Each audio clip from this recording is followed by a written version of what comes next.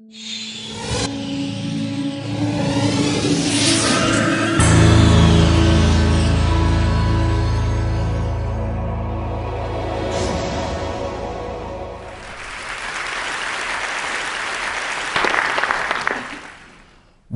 upon a time, at the age of 24, I was a student at St. John's Medical College in Bangalore. I was a guest student during 1 month of a public health course, and that changed my mindset forever. The course was good, but it was not the course content in itself that changed the mindset. It was the brutal realization the first morning that the Indian students were better than me. You see, I was a study nerd. I loved statistics from a young age, and I studied very much in Sweden. I used to be in the upper quarter of all courses I attended, but in St. John's, I was in the lower quarter.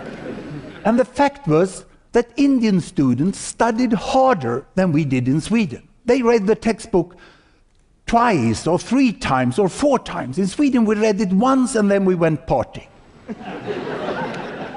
and that, to me, that personal experience was the first time in my life that the mindset I grew up with was changed.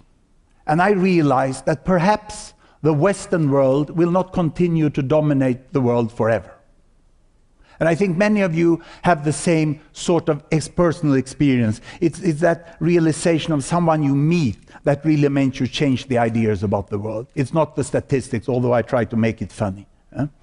And I will now, here on stage, try to predict when that will happen, that Asia will regain its dominant position as the leading part of the world, as it used to be over thousands of years. And I will do that by trying to predict precisely at what year the average income per person in India and China will reach that of the West. And I don't mean the whole economy, because to grow an economy of India to the size of UK, that's a piece of cake with 1 billion people.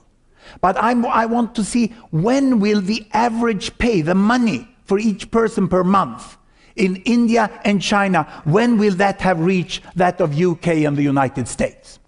But I will start with the historical background, and you can see my map if I get it up here, you know. I will start 1858. 1858 was a year of great technological advancement in the West. That was the year when Queen Victoria was able for the first time to communicate with President Buchanan through the transatlantic telegraphic cable, and they were the first to Twitter transatlantically.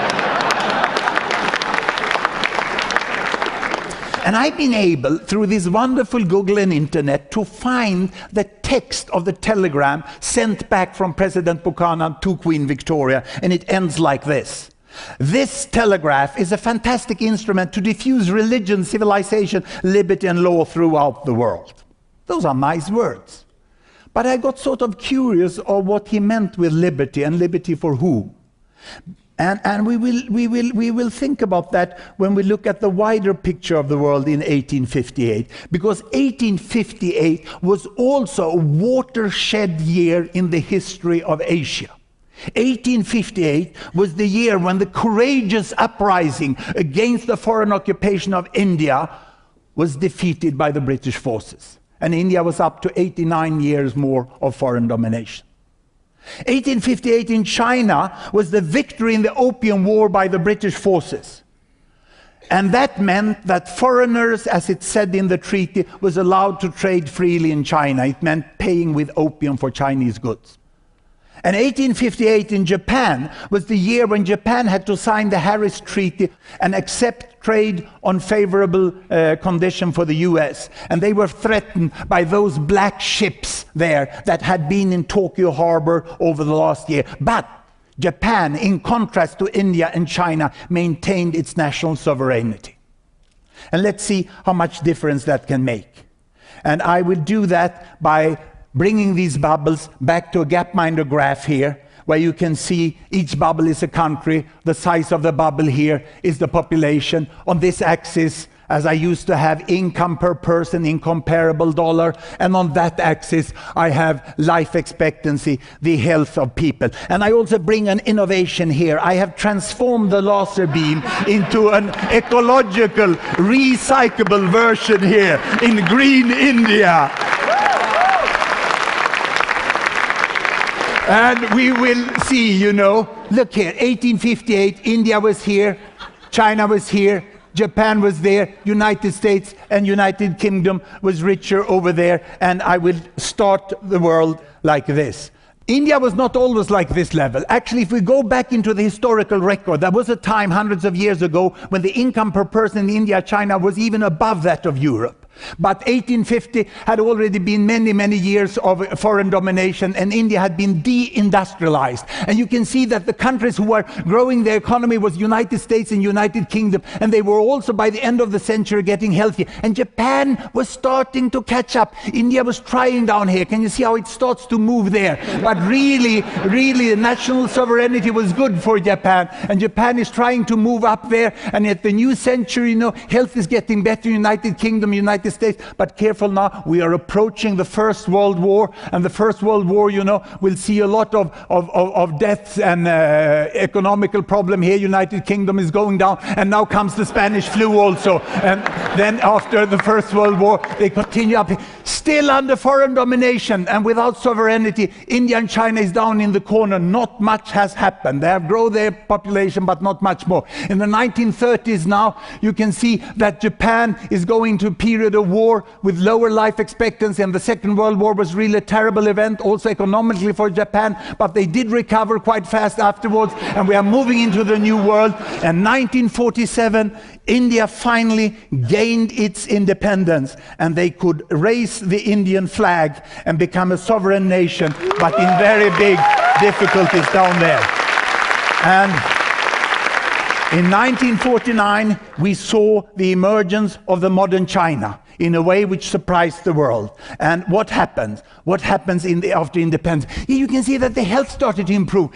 Children started to go to school. Health services were provided. But this was a great leap forward when China fell down. It was central planning by Mao Zedong. China recovered, and they said never more stupid central planning. But they went up here, and India was trying to follow, and they were catching up indeed. And both countries had the better health, but still a very low economy. And we came to 1978, and Mao Zedong died, and a new guy turned up from the left, and it was Deng Xiaoping coming out here, and he said, doesn't matter if a cat is white or black as long as it catches mice, because catching mice is what the two cats wanted to do. And you can see the two cats being here, China and India, wanting to catch the mice over there, you know. And they decided to go not only for health and education, but also starting to grow their economy. And the market reform was successful there. In 92, India follows with the market reform. And they go quite closely together. And you can see that the similarity with India and China in many ways are greater than the differences with them.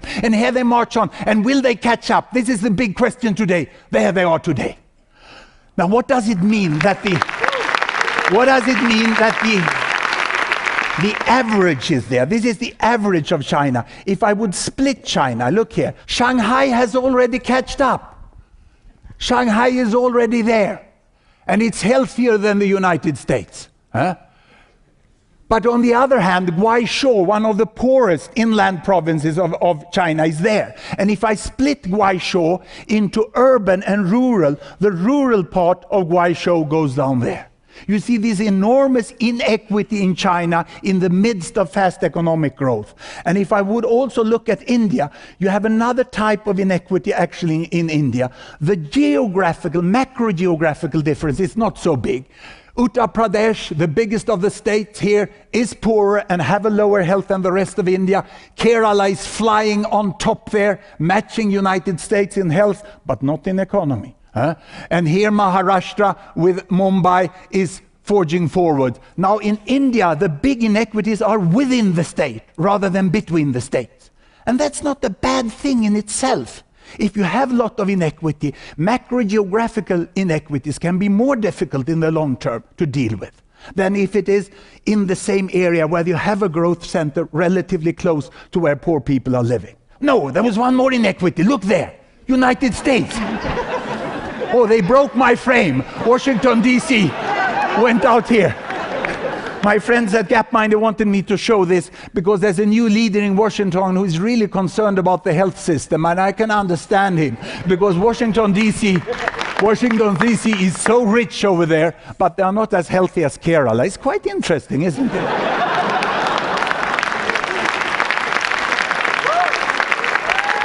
I can see a business opportunity for Kerala helping fix the health system in the United States. Now, here we have the whole world. You have the legend down there. And when you see the two giant cats here pushing forwards, you see that in between them and ahead of them is the whole emerging economies of the world, which Thomas Friedman so correctly called the flat world. You can see that in health and education, large part of the world population is putting forward, but in Africa and other parts, as in rural Guizhou in China, there are still people with low health and very low economy. We have an enormous disparity in the world, but most of the world in the middle are pushing forwards very fast. Now, back to my projections. When will it catch up? I have to go back to a very conventional graph. I will show income per person on this axis instead. Poor down here, rich up there, and then time here. From 1858, I start the world, and we shall see what will happen with these countries. You see, China under foreign domination actually lowered their income and came down to the Indian level here, whereas UK and United States is getting richer and richer, and after the Second World War, United States is richer than UK. But independence is coming here, growth is starting, economic reform, growth is faster, and with projections from IMF, you can see where you expect them to be in 2014. Now the question is, when will the catch-up take place? Look at the United States. Can you see the bubble? The bubbles of, not my bubbles, but the financial bubbles. That's a dot-com bubble. This is the Lehman Brothers doorstep there. You see it came down there. And it seems as this is the Northern Rock coming down there, you know. So they doesn't seem to go this way, these countries. They seem to go in a more humble growth way, you know. And people interested in growth are turning their eyes towards Asia. I can compare to Japan. This is Japan coming up. You see, Japan did it like that. We add Japan to it. And there is no doubt that fast catch-up can take place. Can you see here what Japan did? Japan did it like this until full catch-up, and then they follow with the other high-income economies. But the real projections for those ones, I would like to give it like this. Can be worse, can be better. It's always difficult to predict, especially about the future. Now, a historian tells me it's even more difficult to predict about the past, but I think I'm in a difficult position here. Inequalities in China and India, I consider really the big obstacle. Because to bring the entire population into growth and prosperity is what will create a domestic market, what will avoid social instability, and which will make use of the entire capacity of the population. So social investments in health, education, and infrastructure and electricity is really what is needed in India and China. You know the climate. We have great international experts within India telling us that the climate is changing and actions has to be taken. Otherwise, China and India would be the countries most to suffer from climate change. And I consider India and China the best partners in the world in a good global climate policy. But they ain't going to pay for what others who have more money have largely created, and I can agree on that. But what I'm really worried about is war. Will the former rich countries really accept a completely changed world economy and a shift of power away from where it has been the last 50 to 100 to 150 years back to Asia? And will Asia be able to handle that new position of being in charge of being the most mighty and governors of the world? So always avoid war, because that always pushes human beings backward. Now, if this inequalities, climate, and war can be avoided, get ready for a world in equity, because this is what seems to be happening. And that vision that I got as a young student, 1972, that Indians can be much better than Swedes, is just about to happen. And it will happen precisely the year 2048, in the later part of the summer, in July, more precisely the 27th of July.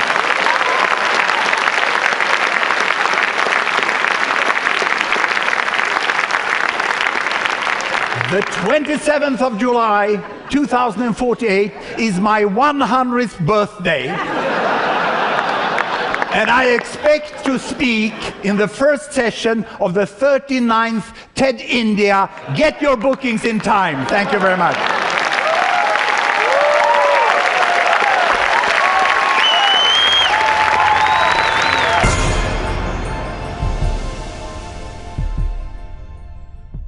If you did an internet search in the greater Detroit area, you'd see bad news. Companies are closing, that houses were being foreclosed upon.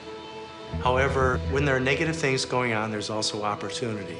And for people that look for it, like Dave, they see the opportunity and they say, I can make a difference here. There's a constant stream of negative news about, economics and whatever. And so it's nice to inject some positive news coming out of Ypsilanti. It's motivation to make you want to do something to help out your town. So my friend Corinne, who is the manager at the Ypsilanti Food Co-op, sent me what she thought was a grant for a solar project. Turned out it was a very low-interest loan. So it kind of sparked my interest, and then I did some searching and was able to actually find a small $6,000 grant from the state of Michigan. But I've never done solar. I didn't know square one about how it was done. We bought panels, we figured out how to do it, and that was our first system. We needed to monitor the power and be able to track how much is coming in and out. I did find products that would do this for us, but those products could cost thousands of dollars. We didn't have $1,000. We invented a way to read utility meters for essentially free. My goal is to see a cloud. And I wanted to see a nice, smooth solar graph. Then I wanted to dip a little bit and know that a cloud just went over the solar panels. My wildest dreams is to have 100 locations in Ypsilanti, all on Solar Ypsi, all being tracked in real time. And Ypsilanti would be the place to come for solar information. When I started, I was searching and I was looking in 10 or 12 different places. And so now we have a website where information's already been collated, and so someone can search on solar, find this site, and hopefully have all the information they need. It's just amazing that you see people in far-off remote villages in like Mongolia, if they're looking for solar power or for some information, it's there for them to find. And it's happened, it's so cool.